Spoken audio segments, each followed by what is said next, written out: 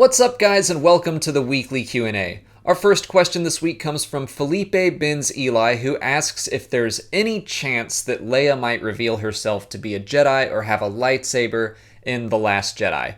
I really doubt it. The book Bloodline specifically makes it pretty clear that she chose to not follow the path of a Jedi.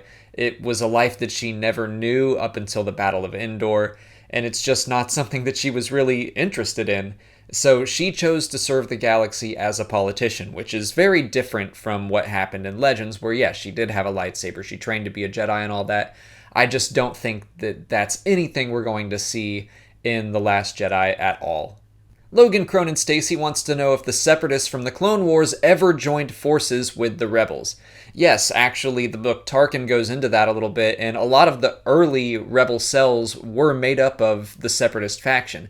I mean, in the Clone Wars, they were fighting for independence from the Galactic Republic. When the Clone Wars ended and the Empire took control, the Empire's just a worse, more controlling version of the Republic, so there's no reason for any of the Separatists that were fighting for independence to stop fighting. Scott Nash asks if I think we're going to see R2 and 3PO show up in the Han Solo movie. If they don't, this would be the first Star Wars film that they don't appear in.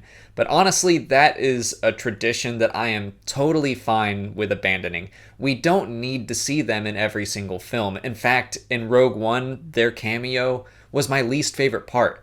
They had to put the movie on hold just to show them and give 3PO a little line, and it just took me out of the movie completely. I didn't like it, so I'm perfectly fine with them having little cameos here and there, but only if it makes sense for the story, and only if it doesn't put the movie on hold. Like, a better way to include R2 and 3PO in Rogue One would have been to have them on the Tantive 4 and have that rebel soldier run by them, and that's it. Like, they're just in the background. If they kept it to something smaller and hidden like that, I would be okay with it, but I also don't think it's something that they just have to continue to include.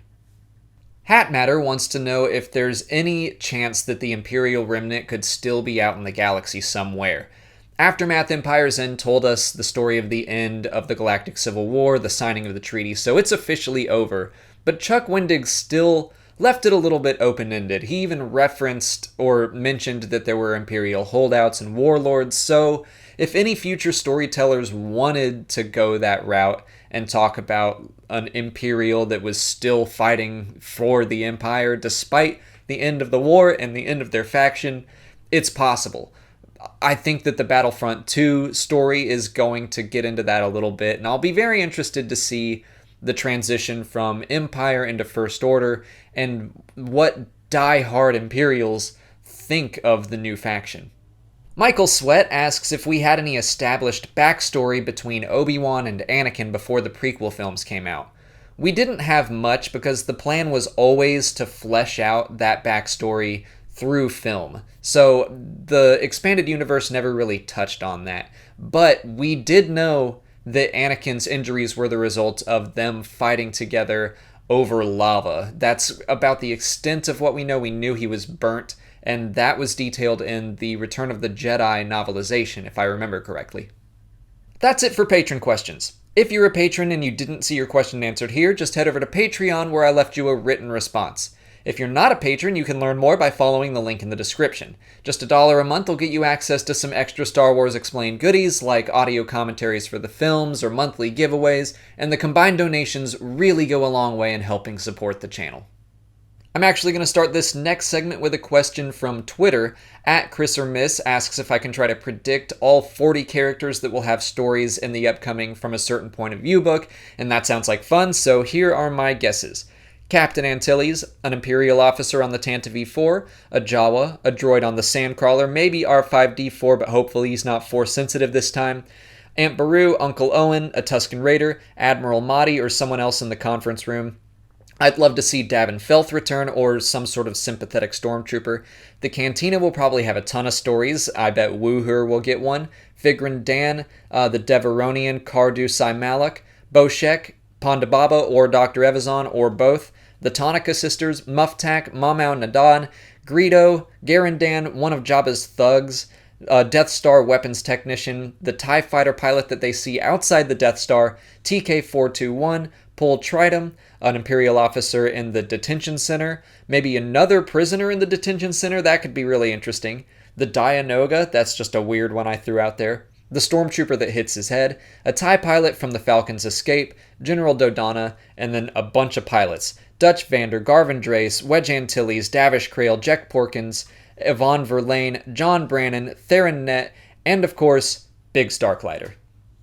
Oliver P. Attila wants to know why Obi-Wan didn't just forcibly take Luke from Owen and Beru so he could start his Jedi training earlier.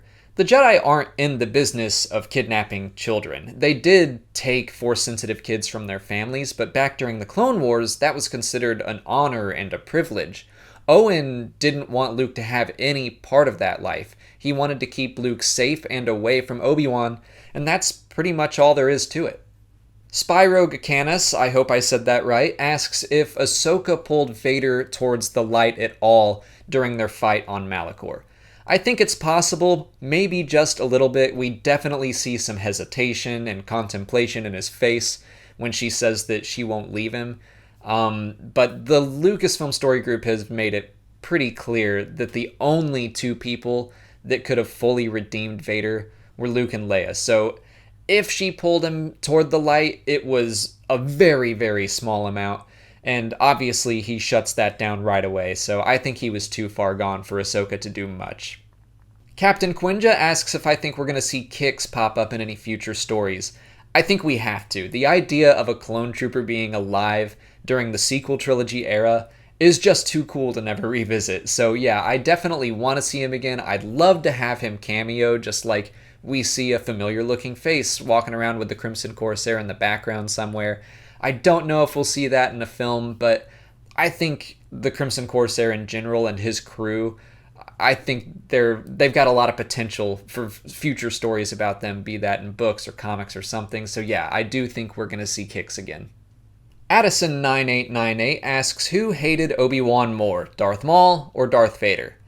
I think you have to go with Darth Maul. I mean, if you look at what he did between the Clone Wars and A New Hope, he did so much to track him down. He wanted to make sure that he was alive just so he could go kill him. Darth Vader did no such thing. He just waited until Obi-Wan came to him. So yeah, I think Maul definitely wins in a hate competition here. That's all the time I have for questions today. If you want to ask me something for next week's video, just put it in the comments below or sign up for Patreon to join our weekly Q&A discussion. If you haven't already, please like this video, subscribe to the channel, and follow me on Twitter, Instagram, and Facebook. As always, thanks for watching, and may the Force be with you.